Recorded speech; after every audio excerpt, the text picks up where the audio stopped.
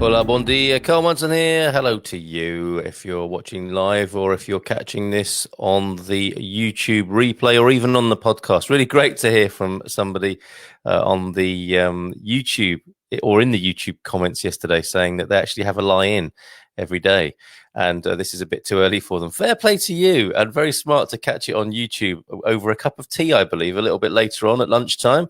And they appreciate the mix of the facts and figures and a bit of lightheartedness as well. So thank you very much for that. Really appreciate that feedback. Haven't heard from anybody on the podcast yet. So it's your turn today. If you consume via the podcast, we've had over 10,000 downloads of the Good Morning Portugal podcast. Let us know who you are and why you prefer to consume the live stream information in that way.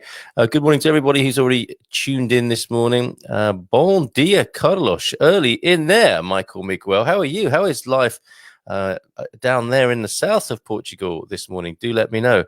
And with your lovely sunny profile picture there that kind of evokes hotter days in Portugal, doesn't it? But great to hear from you, Michael. And already into the chocolate. Oh no, sorry, I read that wrongly. This is what can happen with text, isn't it? I read that as happy chocolate eating, when in fact I think that's a wish to everybody, isn't it? You're not happy there eating chocolate, although you might be quite soon, Hannah, and who knows? Who am I to judge? I thoroughly approve of chocolate for breakfast, quite frankly. It's all kind of all bets and formalities are off at the moment, aren't they? But I think that's a general greeting to everybody, and we need some help with the pronunciation of this, don't we? Bon Pascal. I think that's right. Bon Pascal.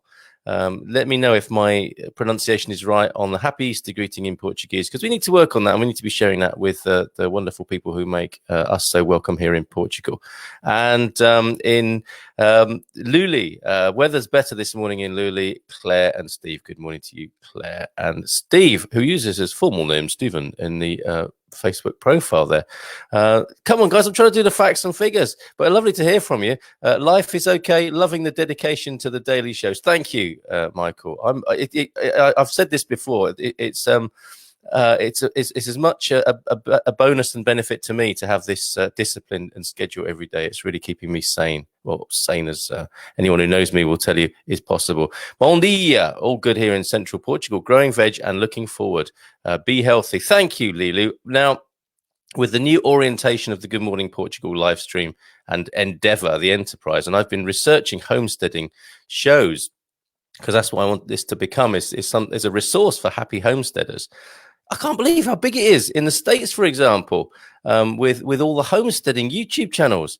So we're in really good company with all the people who are going off grid, who are looking to be more self-reliant, self-sufficient. Interdependency, I think, is useful as well, not to just go separately. What I call it in America, like beans, bullets, and something else I can't remember, but you know, they're like preppers, they're called over there, aren't they, where they want to shut off from the rest of the world. I'm not interested in that. I want us to be connected really healthily on the ground as local communities, and part of that I think is growing your own veg and doing whatever you can to make yourself a bit more self-reliant. But then you've got something to share with people as well, which is part of the currency of local life, isn't it? Good morning from sunny Fundao. I love Fundao. I've got a soft spot for Fundao. What's the weather like in Fundao this morning, Julie? And Stephanie says, good morning from Tavira. Not sunny yet, and I will admit I am wondering what is going on with the weather in the Algarve. Less sun than I would have expected. Did say yesterday, Stephanie, kicked off the show with the weather outlook for the weekend. I don't think today and tomorrow are so good, but sun is likely on Sunday. Okay, so it's going to get better on Sunday. So you're going to get a bit of a mixed bag of weather. So let us go to the worldometer, because we are endeavoring to keep you abreast of what's going on with the coronavirus, COVID-19. That's why we convened here, wasn't it, earlier on? And so I think it's only right to keep you updated, the serious bit, I suppose, before we look into our own personal mitigation and response to what's going on, because that's what I think we're going to have to do as well. We have got a hitstorm of an economic situation coming, and we need to work with each other to make this work in the long road out of this and make that a pleasant road. I think that's possible and doable. 1,600,007,912 cases. Mathematics was never my strong point, but you get the idea. 1,600,000 and just over that figure of coronavirus cases around the world. This is the global picture. Please do not spit your breakfast out thinking that is Portugal. This is the global picture. Deaths, 95,000 around the world, 95,813. And recoveries, the figure I really get some comfort from is 357,180 cases. Let's drill down, as it were. It's hard to stop using these sort of jargons, isn't it, that the politicians used of drilling down and deeper diving. And let me be clear about this. I mean, they ruin the language for us, don't they? And leave us few places to go when we're trying to string together an ordinary sentence. Coronavirus cases in Portugal now, 13,956. So heading towards 14,000 cases in Portugal. And we're over 400 deaths now in Portugal. Excuse me, recovered. That's the that is not coronavirus or COVID symptoms, my cough. Mrs. M has had me on the salt pipe. Perhaps the less said about that, the better. It's totally legal, I should add. Recovered, 205 registered, tested recoveries in Portugal. Now, that figure, I think, will rise and rise. And the reason it kind of appears to be slow and laggy around the other figures is because a proper testing is required of recovery, not anecdotal recovery, it would seem. So there you go. That's the picture in Portugal. And I've got a massive pat on the back for everybody next, okay? You've done ever so well, as somebody used to say on a TV sitcom way back in the day. I think it was young Mr. Grace, who was 90 then, would be probably, 140 now or something. But anyway, and some of you won't even know what on earth I'm talking about. With young Mr. Grace. But anyway, and some of you will be thinking, oh, he's too young to remember young Mr. Grace. And you are my special people who might be saying that. I hope. Right, let me share with you now a reason to give yourselves all a good pat on the back and to say those words. You've all done very, very well. We go now to the Portugal resident, and I thought that was a crucifix there. I thought it was a kind of Easter story. It's a lamppost. And hashtag stay home on a building somewhere in Portugal. Praise and mystification as Portugal's battle with COVID-19 reviewed from abroad. Natasha Don on the reporting. You're doing a great job from yesterday in the Portugal resident. Portugal's battle with COVID-19 has suddenly come under the media spotlight by dint of being so exceptionally different to that of its immediate neighbours. Now, if you're a journalist, you longed for the moment where you're able to use something like by dint of. There are certain words that journalists use that no one else uses, like bungle, like a bungled raid. And here we go, by dint of. The excellent use of the phrase there. I digress. What is the answer to this Portuguese mystery? Queried French radio station France Inter towards the end of March. And I should have done that in a French accent, shouldn't I? Which could have got me into a lot of trouble. When the number of those infected had risen beyond 6,000 with 140 deaths, while France was counting 50,000 cases and, good heavens, more than 3,000 deaths. The query was swiftly followed by an article in Le Figaro, one of France's best-known dailies, a news bulletin on Belgium's RTBF television, and most recently a mention in the New York Times. So, folks, you can play some part and take some credit for the international phenomenon. It's like, wow, Portugal are doing a good job. And I should warn you, there will be mention of the EU towards the end of this piece. I tell you now, it's hard not to talk about the EU without turning it into without things, degenerating into the worst common denominators. But I think it's interesting because our Prime Minister, and I had no idea about this. I say our Prime Minister, I'm talking about Antonio Costa. He gave the EU what for. We'll come to that in a little while. Every outlet agrees. Portugal heeded the warning signs quickly, while many of its citizens even anticipated the government's decision to shut down. Let me just do one of those gestures and polish my nails, because that's what we did here. In a rather coincidental sort of way, it has to be said. France Inter's journalist Anthony Belanger told his listeners that even at the end of Friday, Portuguese were already starting to self-isolate. What Anthony doesn't know is that we always start to self-isolate on a Friday. They stopped going out to restaurants and bars. They didn't take their children to school. As a result, many schools closed before the decision made by the government. Forgive me for making light a little bit of this. It's Friday, right? Simply because they had no pupils. The same happened with certain businesses, especially those in the centre of principal towns. They could see through the lack of customers that the order to shut down was coming. Stressed Belanger, that is, he stressed this rather than he was stressed, although he may have been stressed as well. There is a Portuguese mystery that we're trying to solve. While Spain at the time, with more than 85,000 cases and more than 7,000 deaths from the virus, was under martial law, the Portuguese were confined, in quotes, confined and public spaces closed. But there were no sanctions in place, nor need for certificates to be carried by people moving from A to B. Why? The Portuguese are so disciplined that repression is useless, Antonio Costa is quoted as having told him. Put another way, the Portuguese could see exactly what was coming and saw no sense in chancing their luck, as citizens in other countries have done, and in some cases have continued doing. But there are other reasons too. Anthony Belanger cites geography and tourism. Geographically, Portugal had only one border to close and had effectively sealed itself off from the rest of Europe. And there's people in the UK wishing, well, they can do that, can't they, geographically? But envious, I'm sure. Some of those hardline Brexiters will be thinking at that point. Yeah. As tourism is, and that's my caricature of a Brexiter, I do also do a caricature of a Remainer as well. So for the sake of balance. But above all, the country has political stability, he says. Unlike Spain, it is a country with a stable government and an opposition that in this particular struggle has been wholly supportive. I think there were some rumblings about the extended state of emergency from some parties, but generally speaking, yes, I'm sure he's right. Generally wholly supportive. Indeed, the New York Times on Tuesday carried a long online article on the Spanish situation and how the political stability of its neighbour Portugal seems to have made all the difference. There is still a long way to go, writes Natasha Don here, not Antonio Costa. As we write this text, Prime Minister Costa is explaining how the final period of the academic year will play out, with the exams for those aiming for university still very much up in the air. I've heard reports, and this is anecdotal, that the kids aren't going back to school this year.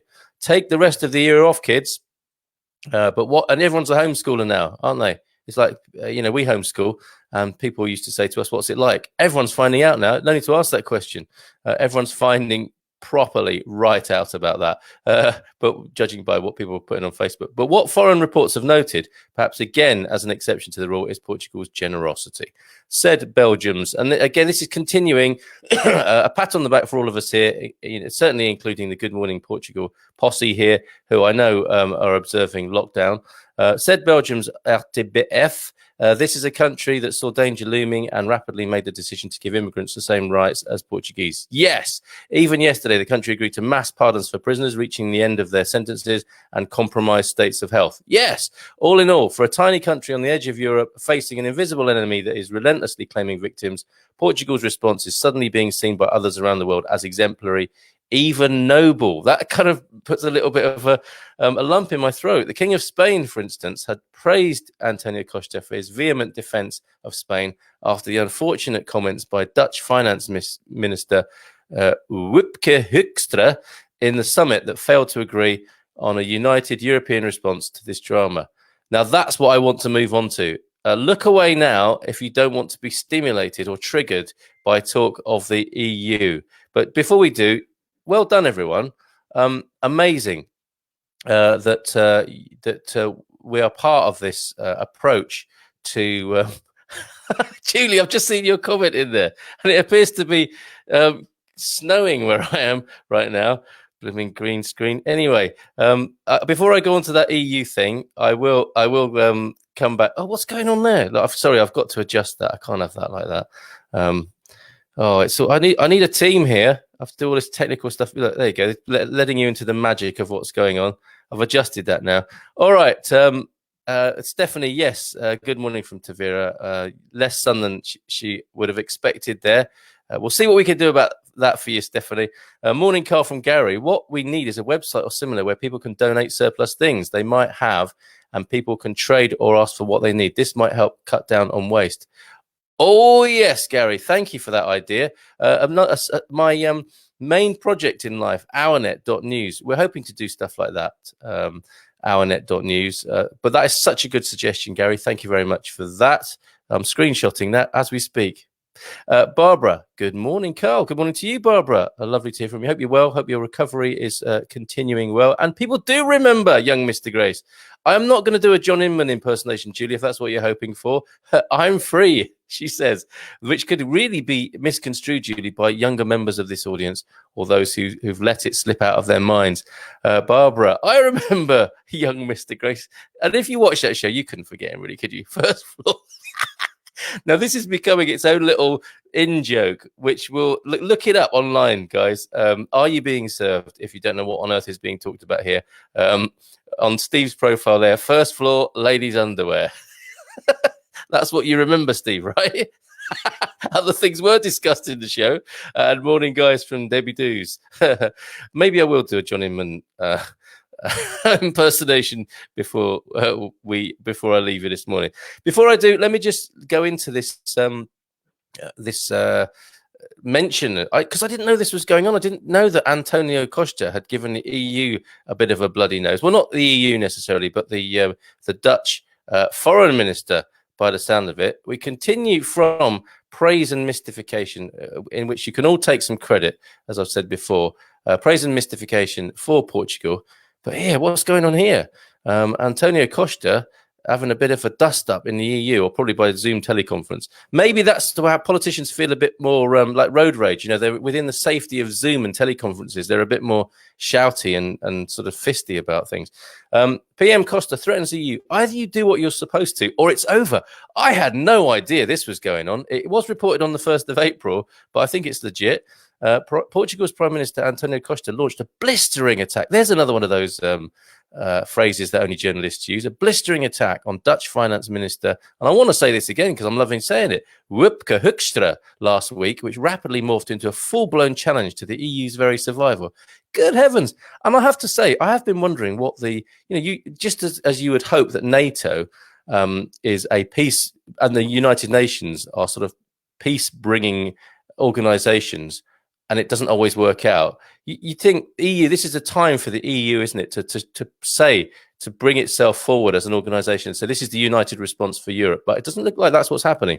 Indications, I just could hear myself sounding like Nigel Farage there, and I really don't want to.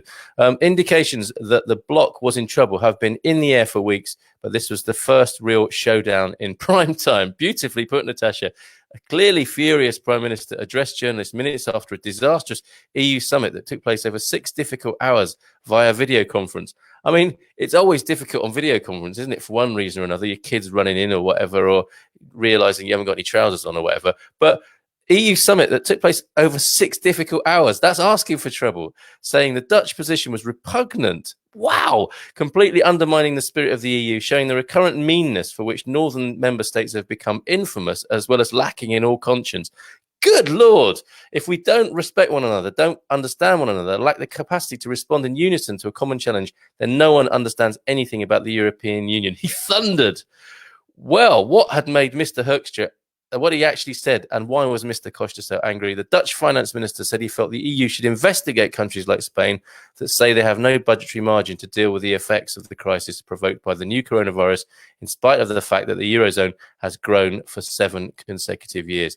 Yes, that is likely to cause a little bit of trouble between that friction, I think, is being alluded to here between the north and the south of Europe. That is what is it about the north and the south of anywhere that tends to produce this? The accusations of profligacy from the north to the south, and the accusations back from the south to the north of privilege and entitlement and so on. Anyway, and this is the phrase that's going around at the moment. This is not the time to be political. This is absolutely the time to be political, in my view. And if you're looking at or hearing this going, what's wrong with him? I'm really surprised by this story. It's the context that was key. Summit discussions centered on Corona bonds, which are, I smell a rat here, which are essentially Euro bonds dressed up to fit the times. This season's Eurobond is looking like a Corona bond, everybody. And there it goes with its little tendrils coming out. If it were a fashion show, it would just be a new outfit, wouldn't it? With the added coronavirus tendrils hanging off it. Bouncing around as it walks down the catwalk. I'm on one this morning. A form of mutualized debt designed to be taken on by all members of the EU. That's just kicking the finance down the road, isn't it? Isn't that how bonds work? Just so that we can have another crisis later. I really am going for. I think I should stop. I think I should stop. I want to see what you think. But that is incredible, I think. And thank you very much, Barbara Prince. I love your pronunciation of the Dutch minister. Validation from Barbara. She's Dutch and she likes my pronunciation of the Dutch minister's name, Wipke Hoekstra. This weekend, by complete contrast, completing a deck with roof for my jacuzzi house. Yes, that was what it says on the screen here. Do anything exciting this weekend? It was a bit of a joke, obviously. But Debbie is. She's completing a deck with roof for my jacuzzi house for summer. So I will then have an entertaining area. Check you out. Dancing deck and jacuzzi house. Can't wait for lockdown to end, I'm guessing, a few parties. And I think we might all be invited. I'm inviting us as the Good Morning Portugal posse, turning up at Debbie Doo's place to enjoy that jacuzzi house with roof, entertaining area and dancing deck. Awesome. Good morning to you, Eloise, as well, before I slip away this morning. Thank you for really letting me let off a bit of steam about what's going on in the EU there. I had no idea. That's from 10 days ago when the Prime Minister here of Portugal was letting off steam himself at the Dutch Finance Minister. And I understand both sides, I really do. But it's it's like, well, what's going to happen here? How is this going to be resolved? And if ever there were a time that it should be resolved as an exemplary action of how well the EU can work, this should be it, right? Anyway, at least said, soon is mended, as I often say. And I think I probably want to leave you with... no, I'll come back to that on Monday because I'm going to continue the reorientation of the show on Monday. Got some nice new graphics I think I'm going to show you. Maybe even a nice new backdrop here if you're fed up with these... my vanguard of cockerels here, of the traditional Portuguese cockerels. Got something new coming. I think it's only going to feature one cockerel. But anyway, let me just try that again. Bon Pascual. Happy Easter to you, whatever your faith or lack of it. Happy Easter to you anyway. Happy chocolate eating if it comes to that. Seriously, happy Easter in the deepest Christian sense as well. And my heart-to-heart connection with you there. Not that I would identify myself as a practicing Christian, but I hope I do exhibit the occasional Christian value here and there. So have a great weekend, albeit the strangest Easter weekend we all may have had for a very long time, if not ever. Take great care, folks. Probably not going to be around at the weekend to do anything unless the Antonio Costa kicks off again and there's something significant to report on. But back again on Monday, starting with the facts and figures, and then talking to you about how you're feeling about all of this, how we might shape up the future cooperatively together as we move beyond this thing that we're dealing with at the moment. Take care. Bye for now. The logo. Bon Pascual.